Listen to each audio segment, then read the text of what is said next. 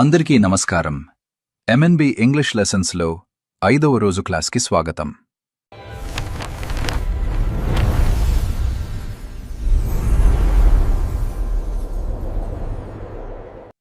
ఈరోజు మనం చాలా ఇంట్రెస్టింగ్ ఇడియం నేర్చుకోబోతున్నాం. The idiom is steal the show. Do you want to be the center of attention? Then you need to steal the show. దీని అర్థం షోని దొంగలించడమని కాదు.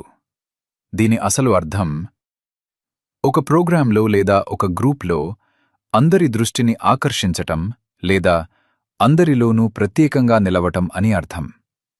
But first, a quick grammar tip.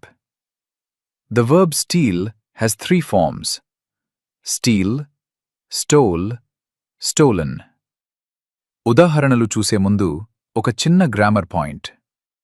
Steel అనే ప్రక్రియకి 3 రూపాలు ఉంటాయి. అవి steel, stole మరియు stolen.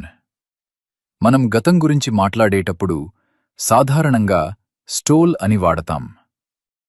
Now, let's look at the first example using the past tense. Example 1. The little girl stole the show with her dance. అంటే ఆ చిన్న పాప తన డాన్స్తో అందరినీ ఆకట్టుకుంది. ఇక్కడ మనం V2 ఫార్మ్ అయిన స్టోల్ని వాడాము గమనించండి. Example 2. Even though he had a small role, the actor stole the show. దీని అర్థం సినిమాలో అతనిది చిన్న పాత్రే అయినా తన నటనతో అందరినీ మెప్పించాడు. Now, let's practice pronunciation. Say it with energy. Steal the show. She stole the show.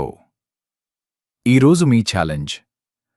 మీరు ఎప్పుడైనా ఏదైనా ఫంక్షన్లో స్టీల్ ద షో చేశారా? Have you ever stolen the show? Yes అయితే కామెంట్స్లో చెప్పండి. If you want to steal the show with your English skills, make sure to subscribe to MNB English Lessons.